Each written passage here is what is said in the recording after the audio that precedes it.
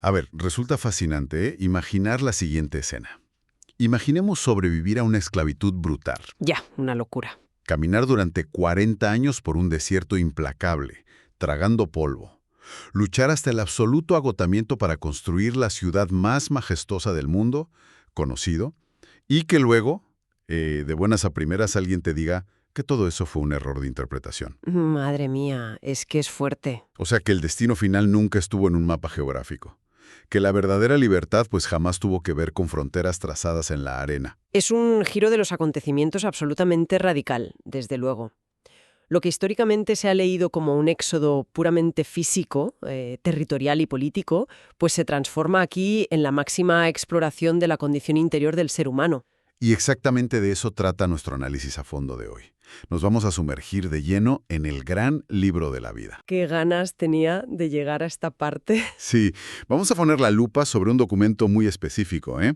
La Cátedra del Verbo Divino, fechada el 3 de julio de 1949. Y nos vamos a centrar concretamente en los párrafos que van del 19 al 39. Eso es.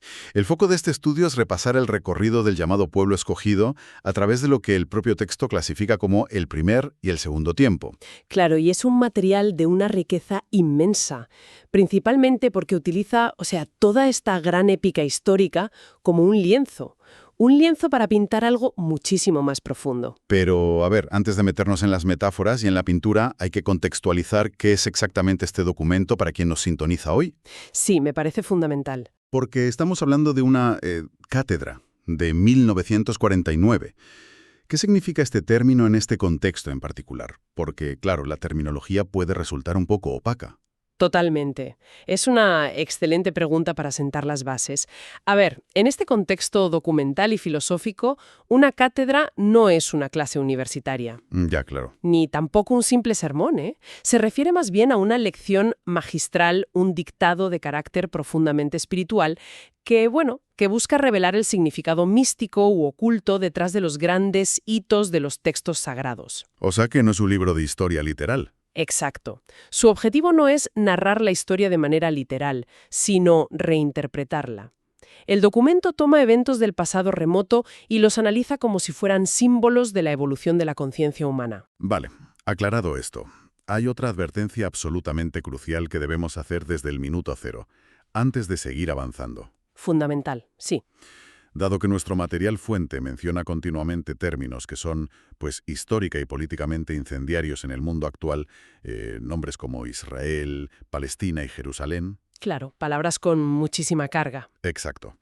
La misión de este análisis es única y exclusivamente explorar la interpretación teológica y filosófica que ofrece este documento original de 1949. Eso tiene que quedar clarísimo.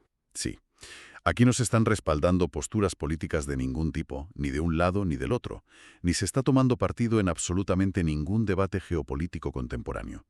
Nuestro objetivo es puramente desgranar las ideas tal y como están plasmadas en el texto. Esa distinción es vital. Me alegra mucho que la hagas.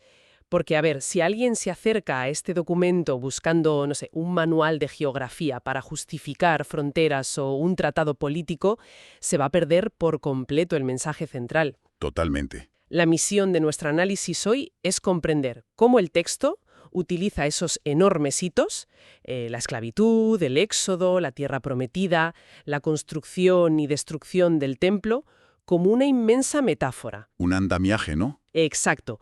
Todo es un andamiaje pedagógico para explicar la dolorosa pero necesaria transición de la adoración material a una conexión puramente interna. Vale, vamos a desgranar esto paso a paso.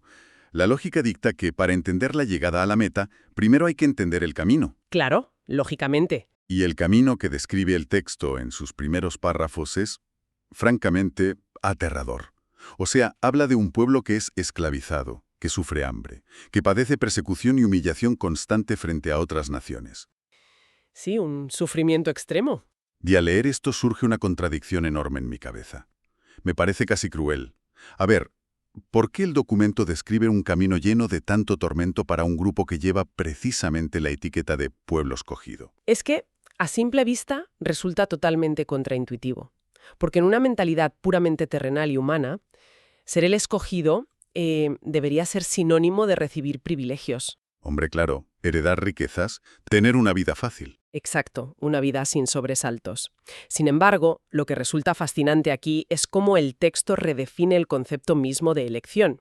El documento plantea que estas pruebas extremas, o sea, la esclavitud en Egipto, la desnudez, el hambre en el desierto, no eran de ningún modo un castigo divino. Y esto cambia el paradigma por completo. Vale, entonces, si el texto descarta la idea del castigo, ¿qué función mecánica cumple todo ese dolor tan prolongado? Porque, ojo, 40 años vagando no es un simple tropiezo. No, desde luego que no. El texto lo define explícitamente como una comprobación de fidelidad.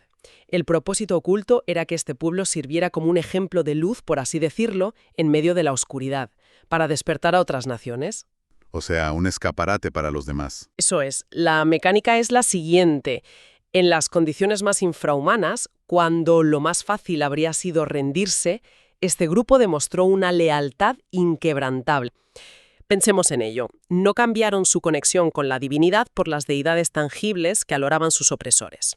Ya, adorar a esos dioses locales probablemente les habría facilitado mucho la vida. Muchísimo. Les habría evitado el látigo o el hambre, pero resistieron. Creo que entiendo la dinámica. Es como... es como cuando los ingenieros construyen un puente nuevo y lo someten a pruebas de estrés extremo. Me gusta esa imagen, sí. Hacen pasar convoyes pesadísimos, aplican fuerzas de tensión brutales sobre los cimientos y obviamente no lo hacen porque odien la estructura. Claro, no lo hacen por capricho. Exacto, o porque quieran demolerla sin más. Al contrario, aplican esa presión para demostrar al mundo entero exactamente cuánto peso puede soportar realmente ese puente sin colapsar. Pues fíjate, esa es una analogía perfecta para entender la lógica del documento. La resistencia bajo una presión asfixiante es lo que le otorga autoridad al puente. Y en este caso es lo que le otorga autoridad moral y espiritual a ese pueblo para convertirse en un faro. Ya veo. A cambio de esa perseverancia, de atravesar ese desierto interminable, un periodo donde, como relata el documento, las generaciones viejas murieron y nacieron nuevas con otra mentalidad, pues finalmente se cumple la gran promesa. La famosa llegada a la patria de sus padres materiales. Esa tierra que siempre se ha descrito, pues de forma muy poética, como un lugar que manaba leche y miel. Sí, la ansiada recompensa. Al fin consiguieron su techo, sus huertos, su soberanía. A ver, parece el clásico final feliz de un relato antiguo. Parece el final feliz, sí. Pero aquí es donde el documento ejecuta su giro argumental más magistral, yo diría. A ver, cuéntame. El texto advierte, de forma tajante, que aquella tierra física, esa recompensa geográfica por la que tanta sangre y sudor derramaron, era solamente un simbolismo. Solo un símbolo. Solo eso. Fue tan solo una figura temporal, una especie de maqueta a escala representativa de la verdadera tierra de promisión, que el texto insiste en que es enteramente espiritual. Ostras. Y ahí es donde entra la fricción brutal en la narrativa. Porque claro, esto nos lleva inevitablemente al siguiente granito del texto, lo que clasifica como el segundo tiempo. Exacto, la época de Jesús. Eso es, la llegada del Maestro. Y aquí nos topamos con un choque masivo. Porque, a ver, si este pueblo superó la monstruosa prueba del desierto, si demostró su fidelidad y finalmente logró erigir su civilización en la tierra prometida física, ¿por qué el documento relata una fractura interna casi catastrófica en este segundo tiempo? Pues porque si analizamos la psicología de la época que describe el documento, esa fractura nace de un choque radical de expectativas. El texto relata que al materializarse la divinidad en la figura del maestro, la sociedad estaba profundamente fracturada. ¿Fracturada a nivel político? No hablo de una división geográfica o de clases, hablo de una desunión fundamental en su forma de esperar. Un momento. Aquí tengo que hacer de abogado del diablo y ponerme del lado de la naturaleza humana, porque es que me pongo en su lugar. A ver, dime. Tienes a un grupo de personas a las que se les promete una tierra a cambio de un sufrimiento generacional extremo. Siguen todas las reglas, mueren en el intento, construyen su nación piedra a piedra, y de repente, siglos después, llega alguien y les dice que todo ese esfuerzo inmobiliario y territorial era solo una metáfora. Ya, visto así suena duro. Es que es lógico que se enfadaran. Se percibe como si les hubieran cambiado las reglas del juego en el minuto 90 del partido. O sea, ¿no está siendo el texto un poco duro con ellos por el simple hecho de ser humanos? Hombre, claro que es una reacción humana totalmente natural y comprensible. Y lo interesante es que el documento no ignora ese enfado, al contrario, lo disecciona. Vale. No es que se cambiaran las reglas del juego, es que se pasó al siguiente nivel educativo. Pensemos en el desarrollo humano. A un niño pequeño le das una recompensa física, un juguete o un dulce, por portarse bien. Sí, algo tangible. Exacto. Pero cuando ese niño llega a la etapa adulta, la recompensa evoluciona, se convierte en paz mental, en propósito, sabiduría. El texto trata el primer tiempo, la época del Antiguo Testamento, como la infancia espiritual de la humanidad, que requería promesas tangibles. El segundo tiempo es la exigencia de madurez. Ah, vale. O sea que el problema fue que una parte de la población se negó a graduarse de esa infancia, ¿no? Exactamente. El documento detalla que se formaron dos bandos irreconciliables basados en esas expectativas. Por un lado, estaban aquellos que esperaban con el espíritu. Se les describe como personas que tenían hambre y sed de justicia divina. Hambre de amor genuino, ¿verdad? Eso es, sed de una verdad que trascendiera las fronteras. O sea, gente que entendía, casi de forma instintiva, que el viaje no había terminado simplemente por haber cruzado el río Jordán. Así es, habían comprendido que la tierra era solo el principio. Pero por otro lado, el texto señala a un bando muy poderoso que esperaba con la carne y con el intelecto puramente humano. Los que querían la recompensa física. Claro, sus expectativas estaban ancladas al barro, buscaban revancha política contra el Imperio Romano, buscaban ambiciones palaciegas, poder territorial y dominio material. En resumen, querían un caudillo militar invencible, no un guía espiritual que les hablara de amor a los enemigos. Y entonces es cuando ocurre el clímax narrativo del texto. El instante en que toda esa gigantesca estructura de expectativas materiales y políticas choca contra un muro inamovible con una sola frase del maestro. Mi reino no es de este mundo. Esa frase es el epicentro del terremoto conceptual. En ese mismo instante, según relata el documento, Canaán, la antigua y venerada Palestina material, queda expuesta abiertamente como una simple parábola, una herramienta pedagógica que ya había cumplido su función. Resulta devastador imaginar la escena para quienes esperaban un imperio terrenal, ver que su triunfo militar y político se desvanecía en el aire. Un golpe durísimo. El texto menciona que se sintieron tan decepcionados, tan traicionados en sus expectativas terrenales, que negaron el mensaje por completo. Y por el contrario, los que poseían esa visión espiritual se llenaron de gozo al comprender que la verdadera patria no es un pedazo de tierra disputado a punta de espada. No, en absoluto. Sino que, citando literalmente el documento, se encuentra, cito, más allá de todos los astros. ¡Qué belleza de cita! Lo que exige el texto aquí es un desprendimiento absoluto de la identidad material. Implica dejar de aferrarse a la maqueta para intentar por fin habitar el edificio real.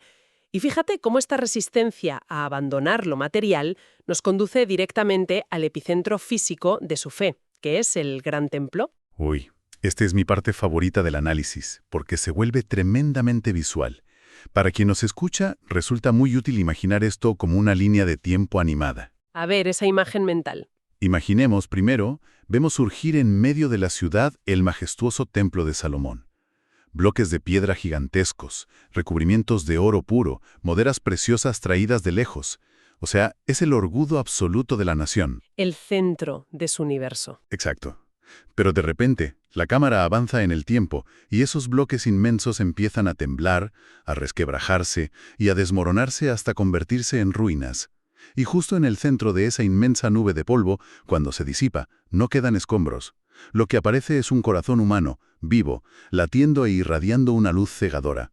Fíjate que es una metáfora visual potentísima y captura a la perfección la esencia mecánica de lo que el documento intenta explicar.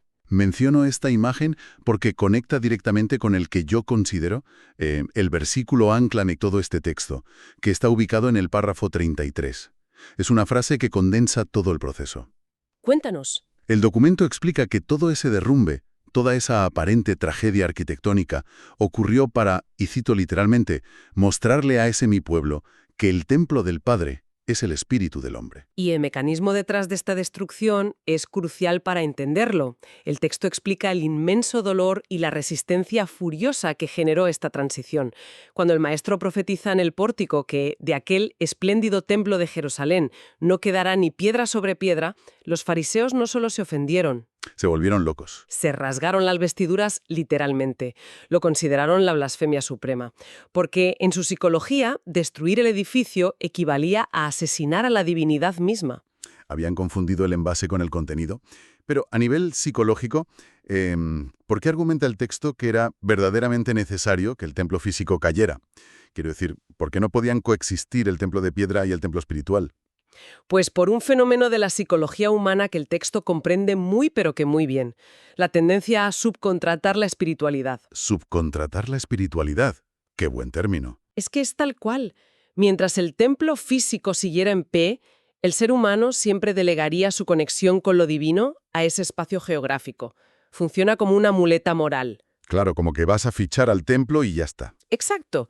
La lógica inconsciente es, si la divinidad habita exclusivamente en ese edificio suntuoso, yo solo tengo la obligación de ser puro, devoto y ético cuando cruzo sus puertas. Fuera de ahí, sigo con mis ambiciones terrenales. Ya, separas tu vida en dos. Eso es. El documento sostiene que demoler esa estructura obligaba a la humanidad a entender la omnipresencia. Al no haber un edificio donde esconder a la divinidad, pues no hay escapatoria. El altar está dentro de ti permanentemente. ¡Qué barbaridad! O sea, destruir el edificio físico era la única forma de forzarlos a mirar hacia adentro. Y ojo, esto arroja muchísima luz sobre un pasaje que siempre me había parecido súper melancólico, donde el texto menciona el momento en el que el maestro contempla la ciudad y llora por Jerusalén. Sí, un pasaje muy famoso. Claro, desde una lectura superficial, cualquiera pensaría que llora de nostalgia, que está lamentando el inminente destino trágico, arquitectónico y geopolítico de una capital tan hermosa. Y sin embargo, fíjate que el análisis que hace este documento desmiente por completo esa visión romántica y literal.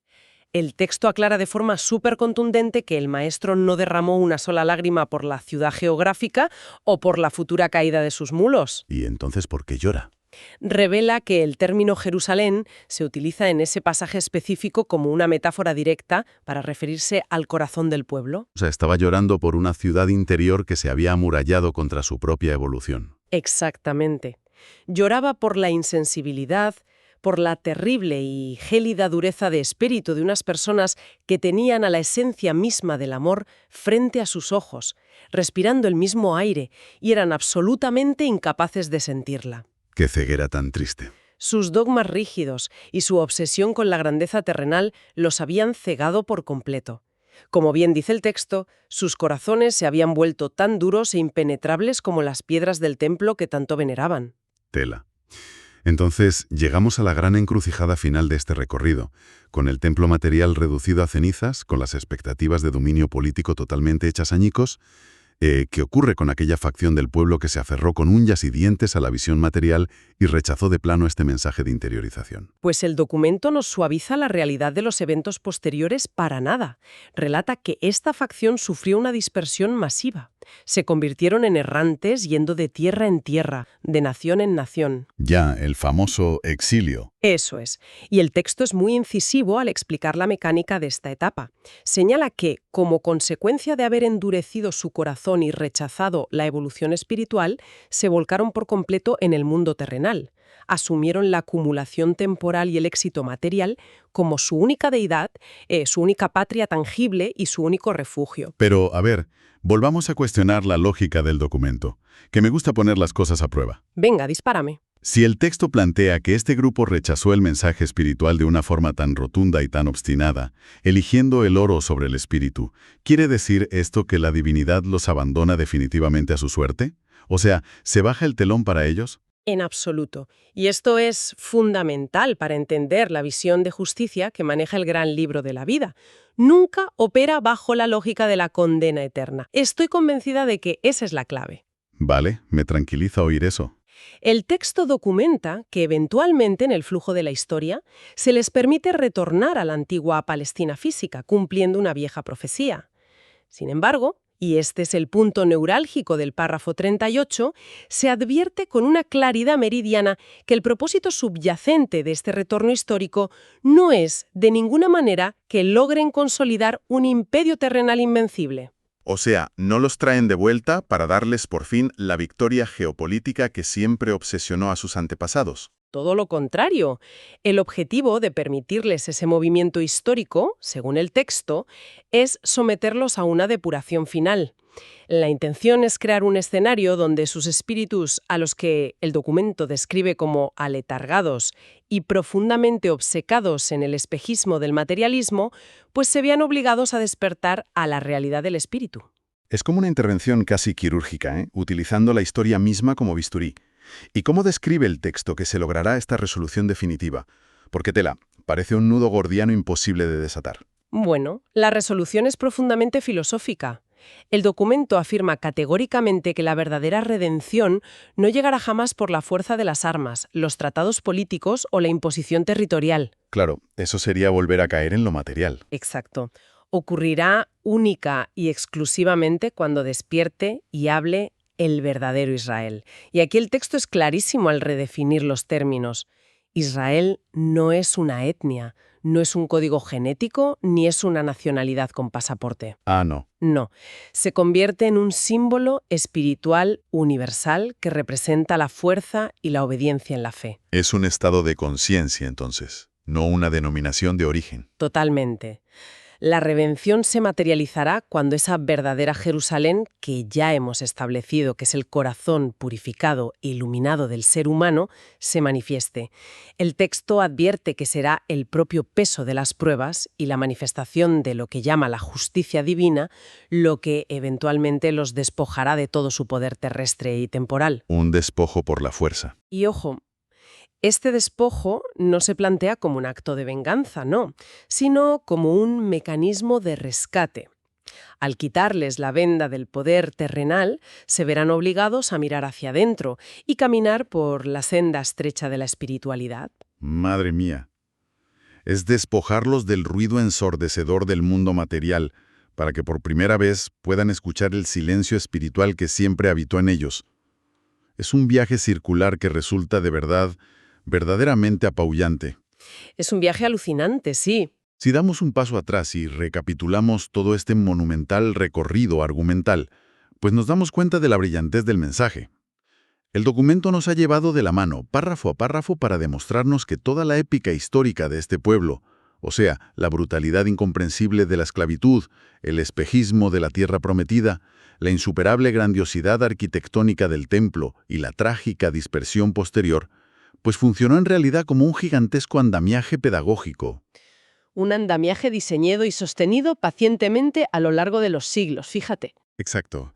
Todo estaba milimétricamente estructurado para enseñar a la humanidad a dar el salto evolutivo más difícil, transitar desde una adoración puramente externa, basada en sacrificios de animales, edificios imponentes y disputas territoriales, hacia una conexión íntima, silenciosa y puramente interior.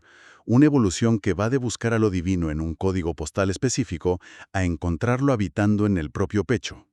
Y la clave para entender la tragedia histórica que narra el documento es comprender el propósito de un andamiaje. A ver, explícame esto. Una vez que el edificio está sólidamente construido, los andamios externos ya no solo son innecesarios, sino que, si te niegas a quitarlos, se convierten en una jaula que oculta la obra real. Quienes se aferraron a las piedras, al oro y a la tierra, no comprendieron que el objetivo de toda escuela es que el alumno se gradúe y salga al mundo, no que se quede a vivir atrapado en el aula para siempre. El objetivo de la escuela es graduarse, no quedarse a vivir en el aula. ¡Guau! ¡Qué forma tan magistral de sintetizar el párrafo 39! Gracias. Y esto nos deja en un punto de reflexión espectacular, porque aunque hemos pasado todo este rato desgranando un documento de 1949 que analiza eventos ocurridos hace milenios, el núcleo psicológico de su mensaje nos atraviesa de lleno en el presente. Para cerrar este análisis a fondo me gustaría alejar el foco de la historia antigua e introducir un concepto muy moderno que, no sé, creo que encaja a la perfección con el dilema de este pueblo escogido. A ver, sorpréndeme. En psicología contemporánea existe algo llamado la falacia del costo hundido. Ah, sí. Conozco el término. Es esa trampa mental que nos hace negarnos a abandonar un proyecto, una relación o una creencia que claramente ya no funciona, simplemente porque ya hemos invertido muchísimo tiempo, dinero o dolor en ello. Si lo pensamos bien, esto es exactamente lo que le ocurrió a la facción que rechazó el mensaje espiritual. Totalmente cierto. Habían pagado un precio tan inmenso en sangre, desierto y sudor para construir su templo de piedra y su reino físico que les resultó psicológicamente imposible aceptar que debían soltarlo para poder evolucionar. O sea, el costo hundido los encadenó al pasado. Es una forma brillante de verlo, porque el dolor de la inversión les cegó. Y esto invita a una introspección radical para quien nos escuche hoy. Resulta fascinante plantearse a nivel personal en qué áreas de la propia vida estamos cayendo en esta misma trampa espiritual o personal. ¿A qué ideas obsoletas, a qué identidades basadas en el éxito material o a qué estructuras externas nos negamos a renunciar simplemente porque nos costó mucho construirlas? Es una pregunta durísima pero necesaria. A veces, presenciar cómo se desmorona aquello en lo que tanto habíamos invertido no es el final de nuestra historia, ni un castigo cruel del destino. Quizás, como sugiere el texto de forma tan brillante, dejar que esos andamios caigan sea el único camino verdadero para descubrir que el edificio real, nuestro espíritu, siempre estuvo dentro.